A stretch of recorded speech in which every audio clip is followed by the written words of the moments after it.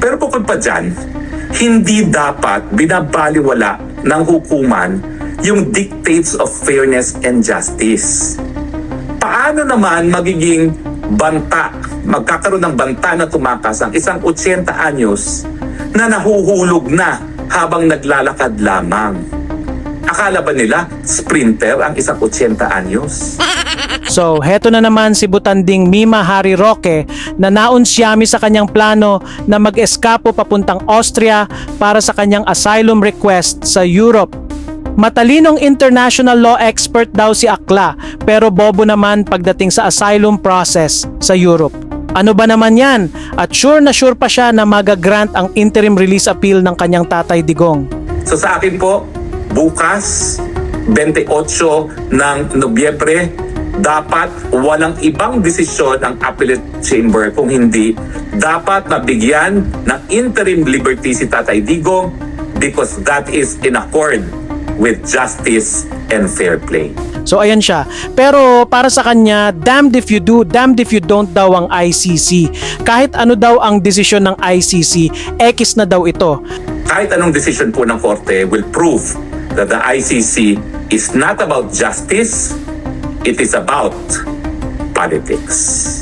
So bakit pa igagrant ng ICC ang interim release ni Digongyo kung ganon?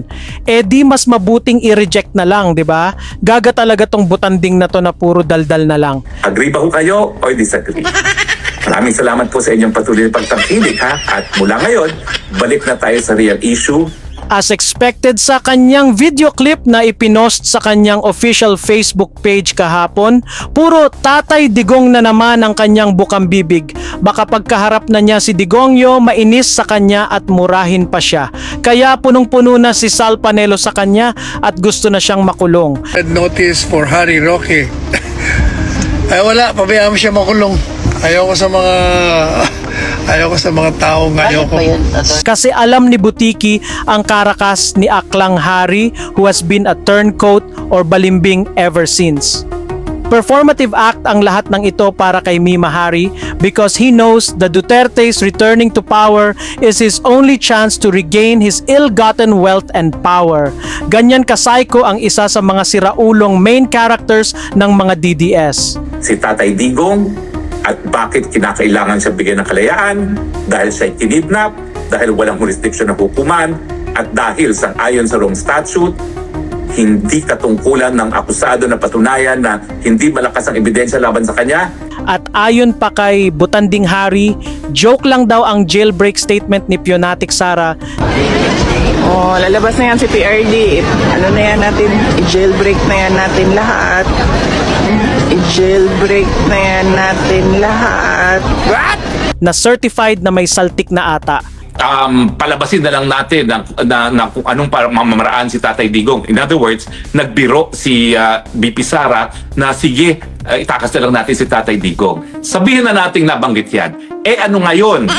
Joke para sa kanya at sa mga bobong DDS na feeling member ng Davao Death Squad.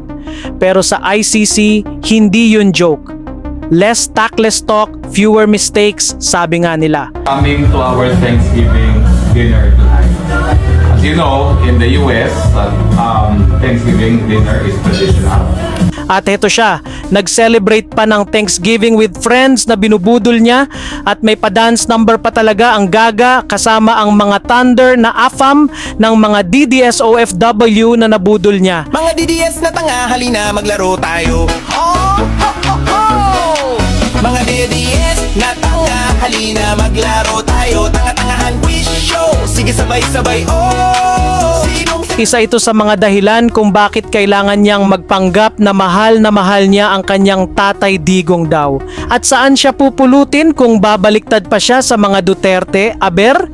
Hindi banta na tumakas ang Tatay Digong at wala nang kapangyarihan si Tatay Digong, si Inday Sara Duterte at si Baste Duterte na gumawa pa ng krimen. Harris got free housing, free food, free travels, and all perks dahil nabubudol niya ang mga DDS fanatics sa Europe.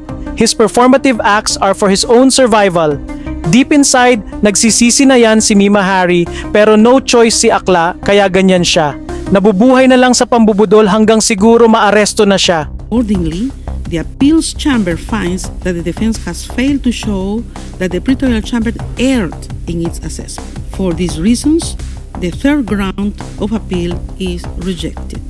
Pero ang ending, rejected ang interim release appeal ng kanyang tatay Digong Cuno. At mukhang kunwaring poker face si Nicholas Kaufman dito at nagpipigil lumabas ang kanyang ngiti dahil alam niyang tuloy talaga ang kaso ng billionaire client niyang si Digongyo.